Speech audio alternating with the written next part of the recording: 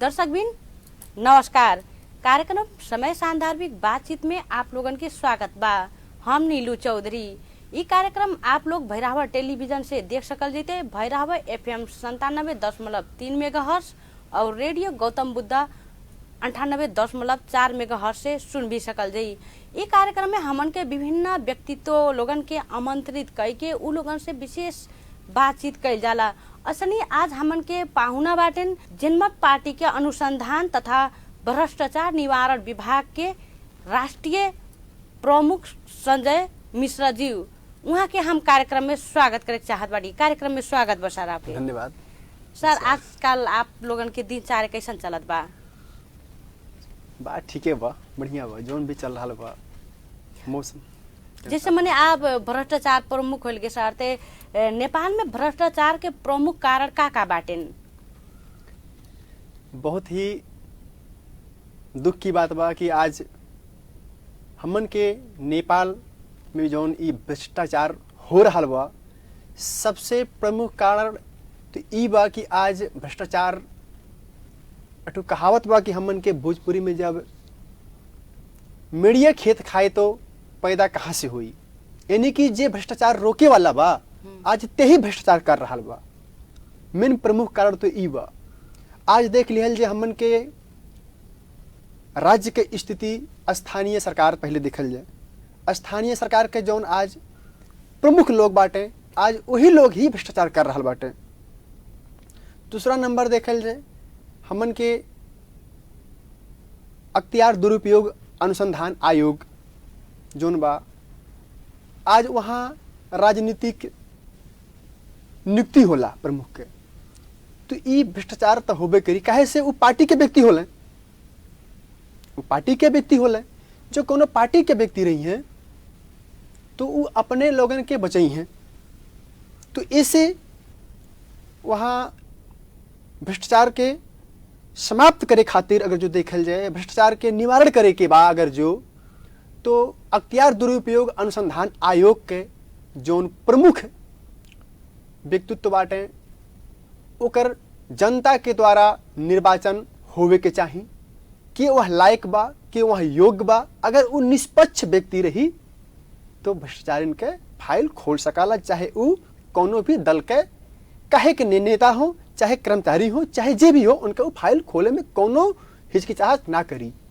तो जैसे मैंने सर आजकल देखा जाते नेपाल भ्रष्टाचार के मुद्दा में अख्तियार दुरुपयोग ढेर के राजनीतिक पार्टी से नियुक्ति होने ते का ई चाहिए भ्रष्टाचार रुक सकी। ऐसा जो अख्तियार के जितना भी प्रमुख लोगन बाटे कौन भी पार्टी से नियुक्ति होल बाटे ते एक फर्स्ट ट्रैक में ले जाए जाते के अदालत से भी चाहिए न्याय दिला सकल जाई, बकर एकर पहल के करी?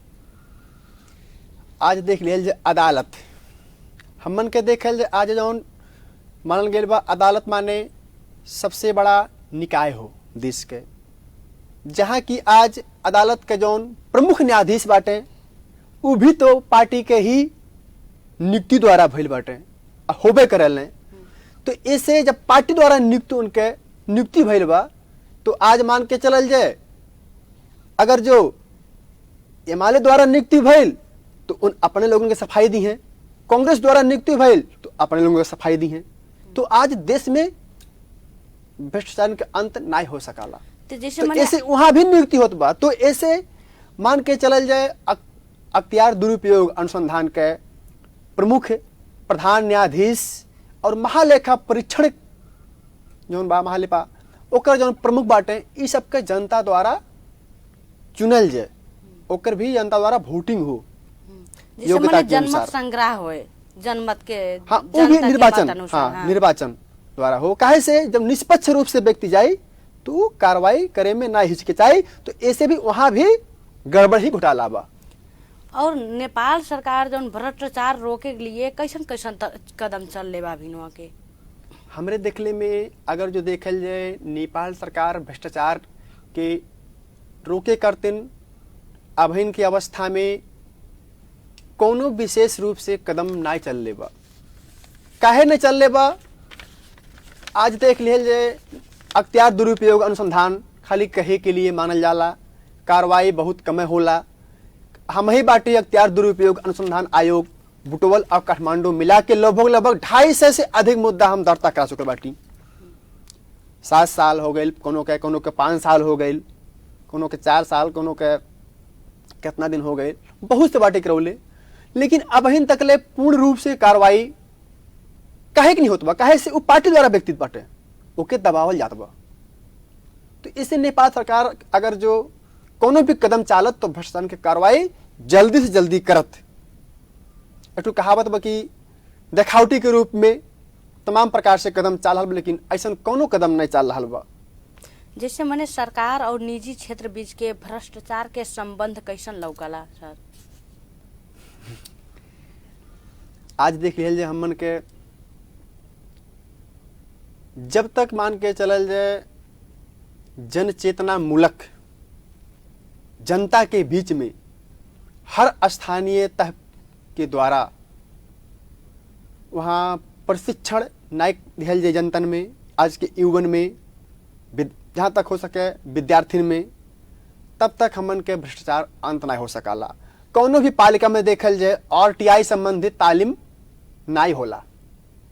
सूचना का हक 2064 के दफा 3 मुजिम सरकार द्वारा ही पारित बा, नियम बा, ओकर तालीम हमरे देखले में कौनो भी रूपंदेही के स्थानीय तह में अबहिन तक नाय लागू भइल बा, भइले नहीं बकुदाई। रूपंदेही में भर नहीं भइल बा कि और क्षेत्र में भी नहीं होला? हम तो कहूँ नहीं देखले बाटी अबहिन की अवस्था में कि सरकार यानी कि स्थानीय तह करावत हो या प्रदेश स्तर से होत हो, लेकिन नाय होत बा। एक ही कराए जरूरी हो, काहे से अगर सूचना का हक संबंधी अगर जो तालीम प्रत्येक निकाय अगर करा रहा बा, प्रत्येक पालिका करा रहा बा, तो वहाँ के जनता शिक्षित हुई, अपन हक अधिकार के बारे में छानबीन करी कि हमारे यहाँ कितना बजट आयल, ओकर गांव पालिका से मांग कई सकाला, या कोनो समस्या बात बा, कुछ भी अगर जो देखल जाए घोटाला भइल बा तो वहाँ बारे में अपन निकाल सकला डिटेल। तो वह संबंधित तालीम होवे के चाहिए, लेकिन नहीं करी है। काहे नहीं करी है? काहे से वो लोग खुद भ्रष्टाचार करते बाटे। तो अपन छानबीन करावे करते, अपने प्रति लोग जागरूक हो तो नहीं करावत बाटे नाते, यह मुख्य कारण हो। जिससे मैंने सर आपके देखल अनुसार नागरिक समाज और मीडिया के भूमिका बारे भ्रष्टाचार रोके के लिए का कैसन रही? देखल जाए मीडिया अगर जो हमन के नेपाल के अगर जो मीडिया और नागरिक समाज जागरूक हो जाए तो भ्रष्टाचार अंत हो जाए, जरूर निवारण हो सकाला। तो एक मतलब आपके विचार में मीडिया जितना बाटे वो भ्रष्टाचार नहीं रोका था?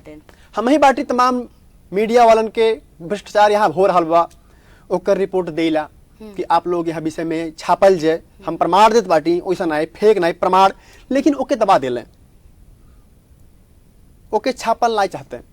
लेकिन कोनो भी मेयर के, कोनो भी वार्ड अध्यक्ष के, कोनो भी अगर जो प्रमुख स्तर व्यक्ति के बर्थडे बा या कोनो वैसा शुभकामना बा, वो पहले छापल है। लेकिन प्रमुख मुद्दा जौन बा, जौन की देश और समाज का कल्याण हो सके, भ्रष्टाचार के विषय में जनता में जा सके, भ्रष्टाचार हो रहा बा, गलती भइल बा, उ जा सके, ओके नहीं करते, ओके दबावल चाहे। एकर मतलब आपके कहल बा कि कहीं ना कहीं मीडिया भी सपोर्ट नहीं देता जनता के, नहीं देत बा। एक करे के लागी कंडीशन सुधार करे पड़ी थे। एकरे खातिर मान के चलल जाए कि अबहिन की अवस्था में मीडिया भी हमन के नेपाल के सबके तो नहीं कह सकीला, लेकिन कुछ भी ऐसा मीडिया, कुछ भी ऐसा लोग बाटे कि वो भी राजनीतिक दबाव के कारण से दबल बाटे।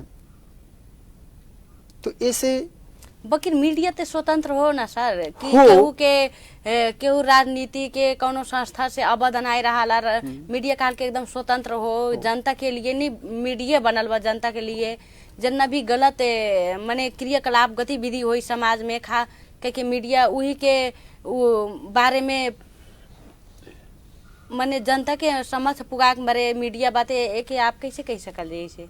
नहीं देखल जाए कोनो भी चीज बा, आज देखल जाए मीडिया माने कोनो इलेक्ट्रॉनिक मशीन तो हो नहीं।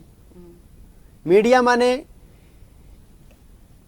मान के चलल जाए आप भइल गए, हम भइली, अन्य लोग भइल हैं, यानी कि सब लोग ही तो बाटो में व्यक्तित्व बाटे। हर व्यक्ति का हर विचार एक तरह नहीं होला। तो यही से व्यक्ति में कोनो के हार से कोनो सोच का बा, तो उन्हीं तरह से उस सोच के व्यक्ति लोग बदलें और समाज और देश के लिए काम करें। ये भी हम आग्रह भी बाटी करत, मीडिया के साथी लोगों से भी बाटी करत। हम केहू के लांछना भी ना बाटी लगावत कि हम लांछना लगावत हुई ना, जौन समाज के आ सच्चाई हो ओके हम कह रहल बाटी। जैसे आपके नज़र में सरकार भ्रष्टाचार विरुद्ध के प्रमुख नीति और योजना का बाटे सर? अब इनकी अवस्था में मान के चलल जौन भी बा तौन दिखावटी बा, जौन भी बा दिखावटी बा। अगर केहू कैल चाहत बा भ्रष्टाचार के विरुद्ध अभियान चलावल चाहत बा, भ्रष्टाचार के विरुद्ध केहू लड़ल चाहत बा, तो ओके जहां तक हो सरकार दबावत बा। आज देख लियल जो डॉक्टर सी के राउत जी भ्रष्टाचार के विरुद्ध ओ लड़ रहा बाटे, उन्हें चौतरफा ये राजनीति के दल वाले जो बड़ा बड़ा दल वाले बाटे उन्हें दबा रहल बाटे, उन्हें दबा रहल बाटे, काम भी नहीं कर दे रहल बाटे। तो ई सरकार जोन बा जब तक नया पीढ़ी नहीं आई तब तक परिवर्तन नहीं हो सकाला। तो जैसे मने सर आप अपन पार्टी के बात निकाल गए तो थोड़ा सा फिर थापे साहब भ्रष्टाचार के नज़र में देखल जाए मध्य प्रदेश में सबसे ज्यादा भ्रष्टाचार होला कह के पत्र पत्रिका में आते रहा। तो जैसे अभिनव के आपके पार्टी के सरकार बाटे वहाँ मध्य प्रदेश में, तो भ्रष्टाचार रोके खातिर आपके पार्टी कैसन कदम पहल कैले बा, कैसन कदम चल ले बा? देखल जाए बहुत बढ़िया ये सवाल। आज देख लिया जाए जो मध्य प्रदेश में भ्रष्टाचार के बात आ रहा बा, ई मान के चलल जाए आज से नहीं आ रहा बा, बहुत पहले से आ रहा बा। जनमत पार्टी के सरकार तो अभी तो जल्दी भइल है, लेकिन वो कोनो खास जनमत पार्टी भर के सरकार नहीं, वो एक गठबंधनी के सरकार हो। एमाले कांग्रेस जो वहां बा वो भी अगर जनमत पार्टी के खुला रूप से अगर काम करे के दे तो जनमत पार्टी 2 साल के अंदर मध्य प्रदेश में परिवर्तन बहुत कुछ कई सकाला। वहां भ्रष्टाचार के विरुद्ध तमाम प्रकार से अभियान भी चला सकाला और चलाते बा।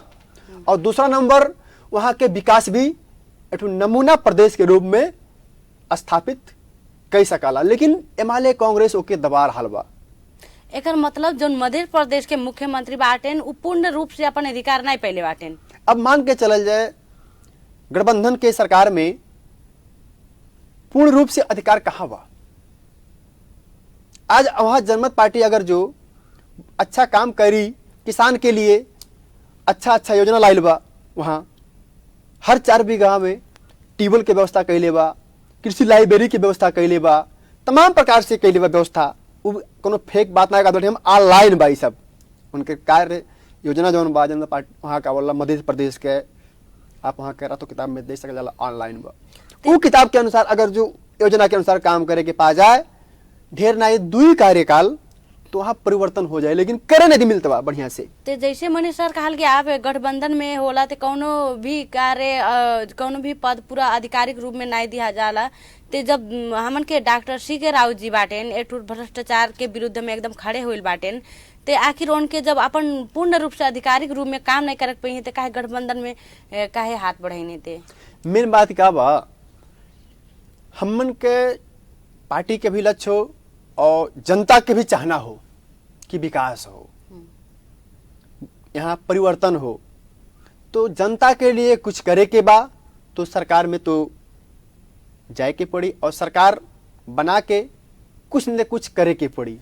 तो आपके जो मध्य प्रदेश के मुख्यमंत्री बाटेन वो पूर्ण रूप से अधिकार ने पहिते जनता के आश्वासन जो दिले बाटेन वो कैसे ओकहन के अधिकार ओकहन के जो मांग बा वो कैसे पूरा कर पाइए सर? देखा जाए संघर्ष हो, संघर्ष माने हारे के नहीं हो, संघर्ष माने डट के मुकाबला करे के हो और अपने मिशन पे चले के हो। और जौन हम सबके पार्टी के लक्ष्य बा, लक्ष्य के प्रति काम भी कर रहा बाटे और ना ढेर तो सबसे अधिक काम कर रहा बाटे।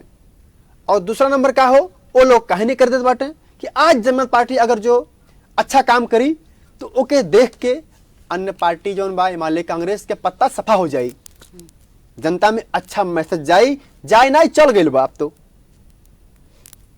तो चल गई बा। जैसे मने सर भ्रष्टाचार के केस में अनुसंधान के प्रक्रिया कैसन बा और एकर सामना करे कैसन कैसन चुनौती आप झेलल गे? बहुत जौन ई हम भ्रष्टाचार के विरुद्ध लड़ रहल बाटी और हमन के जौन पार्टी भी लड़ रहल बा, मान के चलल जाए भ्रष्टाचार के विरुद्ध लड़ने में बहुत अधिक चुनौती के सामना करे के पड़ाला। यहाँ तक के मान के चलल जाए भ्रष्टाचार के विरुद्ध लड़ने में हमें खुद तमाम प्रकार से कष्ट भोगे के पड़ल बा। आपके मोरचवार क्षेत्र में एक रोड बनले 15 दिन नया भइल हालक है। उ रोड कालो पात्रे जो हालक है एकदम पूर्ण रूप से सब उजड़ गईल, खराब हो गईल, ग्रेवल की तरह दिखाई देते हालक है। वह विषय में हम आवाज उठौले के बाद फिर से वो बना गईल, लेकिन हमें वही कुल के नाते हमार अपहरण भी 32 घंटा कह गए हाल, तमाम प्रकार से हमें टॉर्चर भी कह गए। मान के चल जाए अज्ञात समूह दिखाई के चेहरा भरा मास्क लगा के लोग तो पहचान कहाँ मिली, लेकिन टॉर्चर तो बहुत भइल हमार। और दूसरा नंबर भ्रष्टाचार के विरुद्ध लड़ने में भ्रष्टाचार के विरुद्ध हमारे ऊपर चाकू भी प्रहार भइल और तमाम प्रकार से धमकी के भी सामना करे के पड़ाला। लेकिन हम पहले भी बातें बोले कि डर के आगे जीत है। ते सर जैसे मने आपके ऊपर भौतिक आक्रमण होइल ते एकर बारे में ते विभिन्न निकाय बाटे न्याय पाए के लिए वहाँ आप गुहार लगाए कि नहीं लगाए?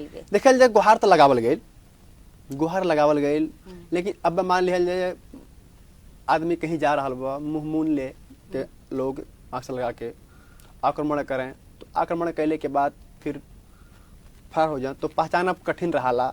लेकिन फिर भी जोन भी गुहार तो लगावल गई। मतलब आपके कहले मतलब जे भ्रष्टाचार के विरुद्ध में लड़त बा ओकर जान के बाजी खेले पड़ी, जान के कोनो भी महत्व नहीं रही। एकदम कब घड़ी का हो जाए कोनो ठिकाना नहीं बा। एक मतलब सरकार भ्रष्टाचार स्वच्छ भी करे नहीं चाहता और भ्रष्टाचार सफा हो कह के अभियान भी झूठ मूठ के चलाई लेबा और सरकार ही जौन बा अगर भ्रष्टाचार के विरुद्ध लड़ल जाता हमन के तो सरकार ही दबा रहा बा। आपके कहने का मतलब ये? हाँ, हमें भी सरकार दबा वाला यानी कि सरकार माने हो के प्रशासनिक निकाय तो हो। अच्छा सर, जैसे मैंने जितना भी भ्रष्टाचार करत बाटे ऐसा भ्रष्टाचारी लोगन के कानूनी रूप में सजाए दिहा के लागी कैसन कानून के सुधार हो पड़ी? सबसे पहले मान के चलल जाए भ्रष्टाचार अगर समाप्त ही करे के बा, भ्रष्टाचार की कार्रवाई ही करे के बा तो ज्यादा दिन का तो हम नहीं कहा, लेकिन 2064 से लेके आज तक के जितना पालिका अध्यक्ष, वार्ड अध्यक्ष, सचिव, प्रमुख स्तर के अधिकारी लोग, विधायक, संसद, जितना भी बड़े स्तर के कर्मचारी बाटे उनके संपत्ति के शुद्धिकरण होवे के चाहिए। अगर उनके संपत्ति के शुद्धिकरण हो रहा बा तो हमें तो लगत बा कि लगभग देश के जो अर्थतंत्र डाउन भइल बा वो बहुत आगे हो जाई। एक मतलब जितना भी पदीय में बाटेन, उच्च पद में बाटेन, उ लोगन के संपत्ति शुद्धिकरण करे पड़ल। काहे करे पड़ल? आज मान के चलल जाए कोनो भी आधिकारिक स्तर पे अगर जो कोनो भी कर्मचारी बाटे तो उ जौन कर्मचारी बाटे उनके सैलरी कितना हो एक महीना के, मुश्किल से मान के चलल जाए 35,000, 40,000 या 50,000 धैल लेहल जाए। भत्ता वत्ता जौन कुछ होला मिला के 50,000 ये न हो, उससे ऊपर तो नेपाल में नहीं बा। 50,000 सैलरी पावे वाला के एक साल के कितना भइल? एक साल के 50,000 के वो 6 लाख भइल। मुश्किल से वो एक नौकरी कै बरस करा ले, 20 साल करा ले, 25 साल करा ले, ये नहीं करा ले। अपने जीवन भर अगर उन कमाए तो हमें इतना लागल कि उन 1 करोड़ रुपया कमा ली हैं। संभव बा? संभव तो नहीं बा। लेकिन उन्हें चले करतीन 50 लाख की गाड़ी कहां से आवत बा? 50 लाख का गाड़ी कहां से आवत बा? उनके बच्चे अच्छे अच्छे विद्यालय में कहां से पढ़ रहा बाटे और उनके हर सदर मुकाम के सिटी में घर बढ़िया VIP कहां से आयल, बैंक बैलेंस कहां से आयल? आपके कहने का मतलब जितना भी सरकारी निकाय में जितना भी कर्मचारी बाटे कहूँ न कहूँ भ्रष्टाचार से लीगल बाटे सब तो के नहीं कह सकीला। हाँ, लेकिन बहुत से लोगन के जरूर कह सकल जाला। एक बार देखल जाए, ई सब देख रहल बा। आपके मतलब कुछ लोग, सब तेनाई कुछ लोग बाटेन, सबके तो नहीं कह सकल जाला। तो जैसे मने सर, भ्रष्टाचार के लिए शिक्षा और जन चेतना कितना महत्वपूर्ण बा? देखल जाए, जन चेतना तो बहुत जरूरी बा।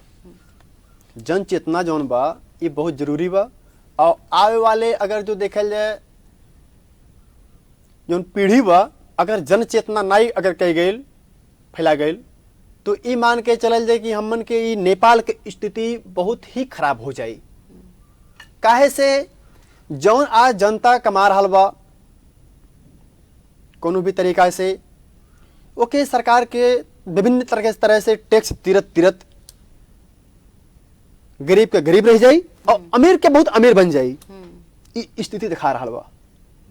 तो ऐसे जनचेतना मूलक हर निकाय, हर वड़ा में ना ज्यादा अगर जो तो साल में 2 बार जरूर करावे के चाहिए।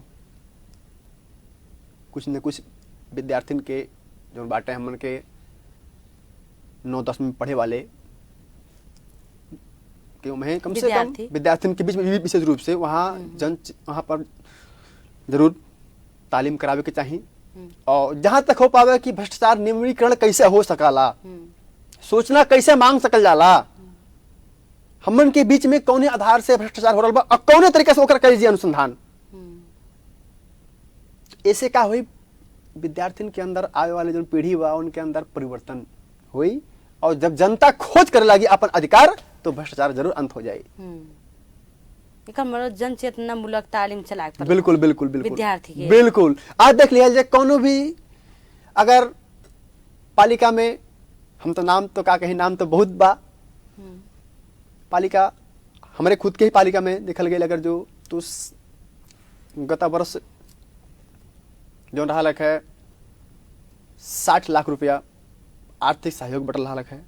और के ले गए कहाँ के मनी ले गए कोनो नमो रहा है, सूचना मांग गई नहीं मिलल, नहीं मंगले के बाद लास्ट में मुद्दा का गेल अख्तियार में चल रहा बा। लेकिन आज उ कैले से जरूर आज जोन ई फालतू आर्थिक सहयोग कम भइल बा। कि चाहे किसे दे दिहल जाए, कार्यकर्ता पालल जाए पार्टी के, तो ई मेरे से ना होवे के चाहिए। अगर जो आदमी अपन अधिकार हेरे लागी, अगर जगह जगह पे RTI भी हाले लागी और अपन जौन बा मान के चल जाए काम हो रहा बा कोनो भी चीज के, तो वहाँ होर्डिंग बोर्ड लगे चाहिए। आज होर्डिंग बोर्ड लगता नहीं बा, यहाँ प्रति जनता के जाके बोले की चाहिए कि आज यहाँ होर्डिंग बोर्ड लगा हुआ, काम करा। काहे से होर्डिंग बोर्ड में लिखल रहे कहाँ के योजना हो, कितना योजना हो, कितना लंबाई बा, कौन ठेकेदार कंपनी हो, तो वो डरा काम करी है ना। कहूँ ना कहूँ कहले के मतलब आपके जनता भी ऐसे न समझी के कारण से ऐसा भ्रष्टाचार होत बा। बिल्कुल, जनता तो कुछ लोग ऐसा बाटे कि यह कहना बा हमार पैसा थोड़ा न हो, सरकार के पैसा हो। तो इस सरकार के पैसा आयल कहाँ से? हमरे आपके तो पैसा हो करके। अगर मान लिया जाए 1 लीटर पानी ले जाता बात, उसमें टैक्स बा। एक पेन किना जाता तो में टैक्स बा न, तो वह पैसा हो। तो जैसे नेपाल में भ्रष्टाचार के स्थिति सुधार के लिए नागरिक लोगन के कैसन कैसन कदम चाले पड़ी सर? सबसे पहले का हो कि सरकार तो हमें इतना लागल कि कोनो न कोनो योजना ऐसा लाई कि भ्रष्टाचार के अंत हो। और जौन व्यक्ति आज निर्वाचित होके मेयर बनल बाटे या वार्ड अध्यक्ष बनल बाटे, वो तो नहीं चाहिए कि हमरे पालिका में RTI संबंधित तालीम हो, यहाँ के लोग जागरूक होए। तो ऐसे हमें लागल कि राजनीतिक दल जौन उनके विपक्ष बा, प्रतिद्वंदी जो बाटे वन, और कुछ संस्थागत के रूप में, और तमाम जो आज के जानत बाटे युवा जौन समाज के लिए लड़ रहा बाटे, सामाजिक अभियंता, ये सब के ना ज्यादा तो प्रत्येक पालिका में 2 दिन ये तालीम चलावे के चाहिए निस्वार्थ रूप से, युवन के जागरूक करे के चाहिए। और हम खुद प्रत्येक पालिका में RTI संबंधी और भ्रष्टाचार निम्नीकरण के संबंधी प्रत्येक पालिका में एक दिन के तालीम हम खुद चलावे जा रहा बाटी। काहे से आज एक संजय मिश्रा के लड़ले से भ्रष्टाचार अंत ना हो सकाला, एक व्यक्ति के एक लड़ले से देश के परिवर्तन ना हो सकाला। तो ई मान के चलल जाए भ्रष्टाचार के अगर अंत करे के बा, समाज के आगे ले जाए के बा, देश के विकास करे के बा, तो हर व्यक्ति के जागरूक करे के पड़ी। तो ओकरे खातिर अब यह जल्दी ही हम भ्रष्टाचार के विरुद्ध जोन बा ओके अंत करे खातिर और जनता में कैसे अपन हक अधिकार के विषय में जानकारी मिल सकाला और कैसे डबल चीज जोन बा ओके निकाल सकल जाला, वह विषय में हम तालीम चलावे जा रहा बाटी। धन्यवाद सर। कार्यक्रम के हमारे अंतिम समय में आ चुकल बाटल के आप बहुत निक बात कल गए थे। आपके विचार में कोनो भी ऐसा चीज हुई थे आप दर्शक लोगन के माझ में छोड़ के जा सकल जी? बिल्कुल बिल्कुल बिल्कुल। सबसे पहले देखा जाए